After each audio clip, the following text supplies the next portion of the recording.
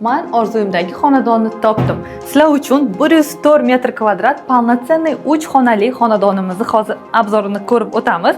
Bu yoq tomonda bizada eshigimizdan kirib kelish bo'lyapti. Chiroyli qilib prixoja zonalarini qilib qo'yishgan. Bu esa xonadonimizning razelli sanuzallarining bittasi. Bu xonadonimiz Gagarin hamda Vokzal ko'chalari перекрёсткida joylashgan.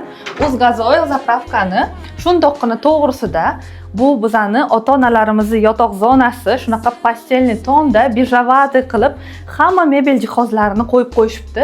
Ushbu obyektimizda e'tibor bersanglar, hamma texnikalari qo'yilgan, konditsioner, hammalari qo'yib o'tilgan. Bu esa bizani ayollarimizni sevimli oshxonasi, kattagina 5 talik gaz qo'yilgan.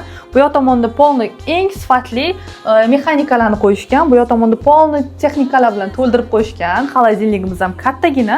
Bu yoqda esa oshxonamizni shunaqa kattagina oynasi joylashgan. Xonadonimiz 8 qavatli novostroykaning 4-qavatida joylashgan. Liftimiz 24 ga 7 ishlaydi. Bu esa shunaqa chiroyli dizaynda qilingan zal qismimiz. Kattagina qilib uglovoy zona qo'yib qo'yishgan. Bu yoqda TV zona, dekorativniy shkafchalarni qo'yib qo'yishgan. Oynamiz esa shunaqa katta bo'lib, men yaxshi ko'radigan bo'lib tushyapti. Radiatorlarni ham joy-joyida joylashtirib ketishgan. Bundan tashqari teplый pol sistemasi ham o'tgan. Kafellarni qaranglar, необычныйligini. Eng trendoviy narsalardan ushbu obyektimizda foydalanishgan. Bu esa jajji mitti kichkintoylarimizning xonachasi bo'ladi. Ikkita bolacha uchun mo'ljallangan. Bu yoq tomonda yana konditsioner, dars qilishlari uchun joylarni qoldirib ketishgan. Shkafchalari ham juda ham chiroyli ranglarda qo'yib o'tishgan.